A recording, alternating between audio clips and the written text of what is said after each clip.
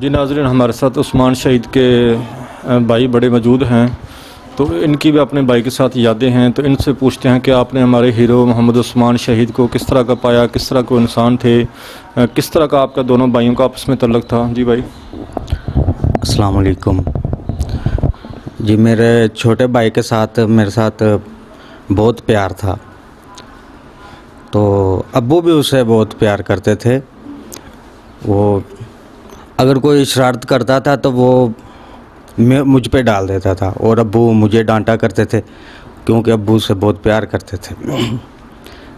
तो हमारा बहुत अच्छा याराना भी था, हम इकट्ठे जाया करते थे बाज़ार में। वो यानी कि संजीदा मूड में रहता था, हर वक्त संजीदा रहता था। किसी से कोई भी बात करता था तो आगे से अकड़ जाता था, तो मैं समझाता रहता था। मैंने कहा यार ऐसे नहीं करना, तो वो कहता यार मैं इस टाइम फ़ौजी हूँ, तो मेरा फ़ौजी वाला दिमाग है। जब भी वो छुट्टी आता था तो बस मैं समझाने में लगा रहता था, लेकिन वो अपने जज्बे में रहता था। तो भाई को मिस करते हैं अभी उनकी शहादत के बाद? जी, जब वो भाई मेरा शहीद हो गया तो मुझे बहुत तकलीफ़ हुई। मुझे तो पहले नंबर पे समझ नहीं आई कि हो क्या गया है मेरे भाई को। मुझसे बड़े भाई ने मुझे बताया कि उस्मान शहीद हो गया, तो मुझे दुख भी बहुत हुआ, लेकिन खुशी भी हुई कि अल्लाह ताला ने उसे पसंद किया है, शहादत का रुतबा दिया है। ये किसी किसी को मिलता है। तो बाकी आप जब आपको लोग भाई का शहीद का भाई कहते हैं, लोग इज़्ज़त देते हैं, तो फ़ख्र महसूस करते हैं कि अल्लाह ने बड़ी इज़्ज़त दी है भाई के शहादत के बाद आप लोगों को? जी बिल्कुल। जब मैं अपनी शॉप पे होता हूँ तो कई लोग मेरे भाई की तस्वीर को देखकर मेरे पास आते हैं और मुझे कहते हैं आपकी तस्वीर भाई लगी, आप पहले फ़ौज में थे। तो मैंने कहा वो तो मेरे भाई थे छोटे, उनके साथ थोड़ी बहुत मेरी शक्ल जो है मिलती जुलती है।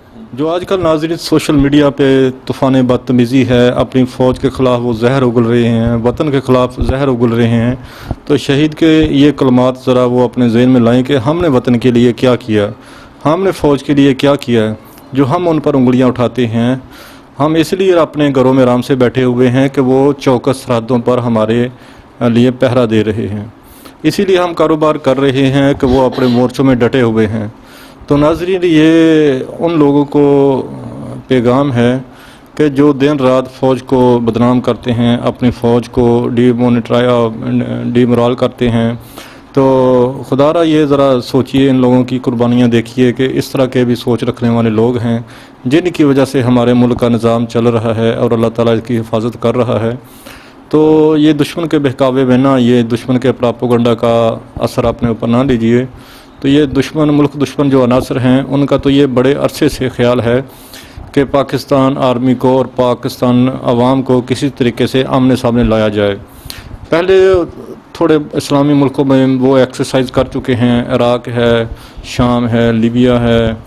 तो किस तरह उन्होंने वहाँ की आर्मी को और अवाम को आमने सामने किया, फिर उनको अपना अटैक करने का बहाना तलाश किया और उस मुल्क को तह बाला कर दिया। तो नाज़रीन, ये पाकिस्तान के साथ भी वो लोग यही करना चाहते हैं जिसका हम हिस्सा बन रहे हैं, जानते हुए या ना जानते हुए। तो नाज़रीन, ये सोचने की बात है, अपने मुल्क को अमन का गहवारा बनाने के लिए इस तरह के वालिदैन ने अपने लिखते जिगरों को कुर्बान कर दिया ताकि हमारे बच्चे कुर्बान ना हों।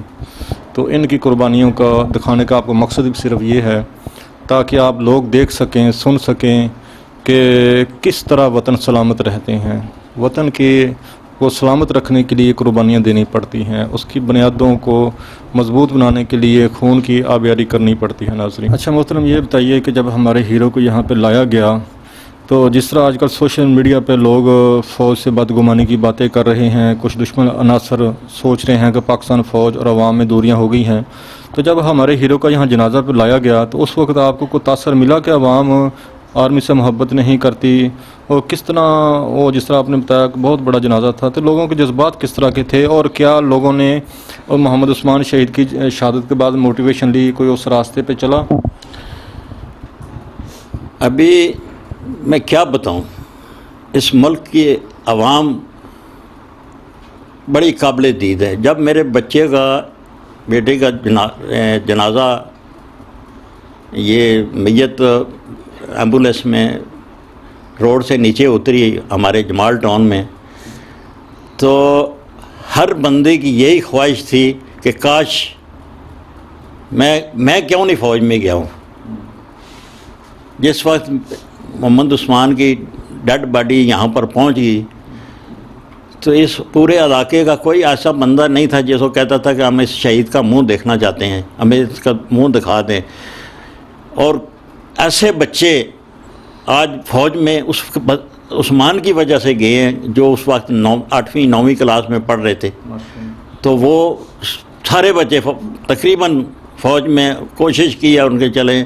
باقی اس وقت جو چھوٹے بچے تھے ہمارے حافظ قرآن ادھر مولوی صاحب میں، ان کے بیٹے چھوٹا ایک ہی بیٹا تھا، تو اس نے اپنے والد کو کہا کہ ابو میں نے تو فوج میں ہی جانا ہے اور عثمان کی طرح شہید ہو کے آنا ہے. آج وہ بچہ FSC میں پڑھ رہا ہے تو میرے پاس آ کے ٹریننگ لیتا ہے. ادھر 3-4 پٹھان بھائی تھے، ان کے بچے ادھر ابھی آرمی میں جا رہے ہیں. وہ انہوں نے اس وقت خواہش کی تھی کہ ہمیں کاش فوج میں، اللہ تعالیٰ نے ان کی سن لی، وہ آج بھرتی ہو گئے، اگست میں وہ فوج میں جا رہے ہیں. تو کوئی ایسا آدمی، یہ میرے پوتے ہیں، ان کی یہ خواہش ہے کہ ہم جس دن سے ہمارے جنرل صاحب حافظ قرآن آئے ہیں تو وہ کہتے ہیں جی ہم بھی حافظ قرآن ہو رہے ہیں، کر رہے ہیں، وہ حفظ کر رہے ہیں، قرآن کا حفظ کر رہے ہیں، اور ہم فوج میں جائیں گے تاکہ فوج میں حافظ قرآن بھی ہو. تو وہ ان کی یہ میرے 7 نواسے پوتے ہیں، یہ سارے کے سارے فوج میں جانے کے لیے تیار ہیں اور اپنی علم حاصل کر رہے ہیں. انشاءاللہ یہ 7 بچے بھی میرے آرمی میں جائیں گے انشاءاللہ اللہ کے حکم سے. اور باقی یہ محلہ جو ہے نا وہ بہت ہی زیادہ پڑھے لکھے، جو تھوڑا بہت بچہ پڑھ رہا ہے وہ میرے پاس آ کے کہتے ہیں عثمان کی یہ جو تصویر لگی ہوئی ہے یہ شہید کیسے ہوا ہے، ہم نے بھی شہید ہونا ہے، کیسے ہونا ہے. تو ہم تو ان کو یہی بتاتے ہیں کہ آپ پڑھائی کریں، محنت کریں، اس ملک کے لیے اپنی جان تو سب نے قربان کرنی ہے. جو ملک ہے تو ہم ہیں، اگر ملک نہیں تو کچھ بھی نہیں ہے.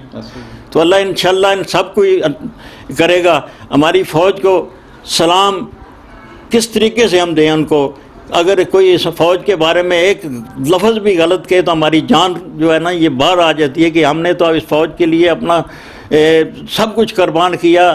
ہمیں فوج نے سب کچھ دیا، ہم نے کیا دیا؟ کچھ بھی نہیں دیا، لیکن اس فوج نے ہمیں سب کچھ دیا. آج ایک ملک ہے، ہم اگر امن سے رہ رہے ہیں اس فوج کی وجہ سے رہ رہے ہیں. اگر کہیں سیلاب آ جاتا ہے فوج کی، کہیں زیادہ کو مسئلہ ہوتا ہے فوج ادھر پہنچ جاتی ہے. بھل صفائی کیا کیا کام نہیں کرتی ہے، ہر قسم کے کام کرتی ہے. ہم پھر اس فوج کے بارے میں کہ اگر اپنے ذہن میں غلیظ قسم کی بات سوچیں تو ہمیں تو ویسے اپنی شکل پہ لعنت پھیر لینی چاہیے کہ میں اس فوج کے بارے میں ایسی بات کیوں کر رہا ہوں کہ جو تو میری ہر جان و مال کی، عزت کی، ہر چیز کی حفاظت کرتی ہے. اللہ تعالیٰ اس فوج کو سدا بہترین فوج رکھے، اور ہے ہی بہترین فوج، دنیا کی بہترین فوج ہے. ہمیں یقین ہے کہ ہم اس فوج میں رہ کر آئے ہیں کہ ہماری فوج سے آگے کوئی بھی نہیں ہو سکتا ہے. نہ کسی کو لوگوں کی باتوں پہ نہیں جانا چاہیے. اگر آپ نے فوج کی باتوں کو دیکھنا ہے تو خود فوج میں جا کر دیکھیں. میں 30 سال رہ کر آئے ہوں، مجھے پتہ ہے کہ فوج میں یہ سب کچھ اللہ کے حکم سے بہترین رزق حلال اگر کسی نے لینا ہے تو فوج کی جگہ پہ جا کر ملازمت حاصل کر کے لیں. یہ میرے بچے ہیں، آج دن تک انہوں نے کبھی میرے سامنے گستاخی نہیں کی ہے، کیونکہ مجھے پتہ ہے کہ میں نے اپنے ادارے سے حلال کی روزی کمائی ہے اور ان کو حلال کی روزی کھلائی ہے. جب میں حلال کی روزی کھلا رہا ہوں تو مجھے کوئی پریشانی نہیں ہے ان سے کہ آج یہ سارے بڑے ہو گئے ہیں، بال بچڑ دار ہو گئے ہیں، ان کے بیٹے بیٹیاں ہو گئے ہیں. ان میں بھی وہی ایک ہی لائن ہے، ہم نے کیونکہ عزت کرو عزت کراؤ، یہ ہم نے سیکھا ہے. فوج میں رہ کر بہت کچھ سیکھا ہے. یہ ہمارے پیر پاؤں کی انگلیوں سے لے کر اس سر تک فوج کے آسان ہے.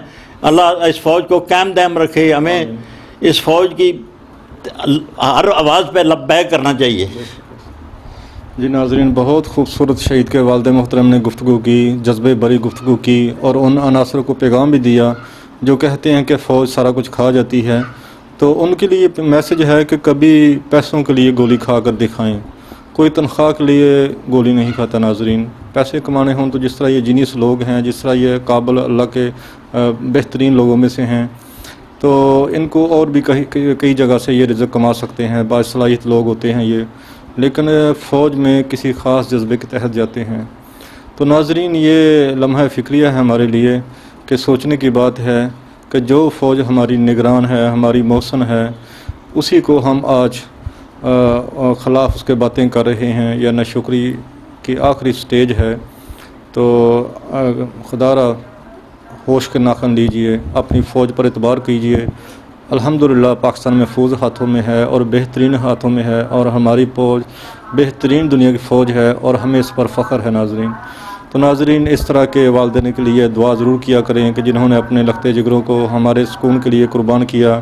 اللہ تعالیٰ ان کو صبر عطا کرے، اور ان کے جو بیٹے وطن پر قربان ہو چکے ہیں، اللہ تعالیٰ ان کے درجات مزید بلند کرے، جنت الفردوس کے بالا خانوں میں ان کو رکھے، ان کے درجات بلند کرے.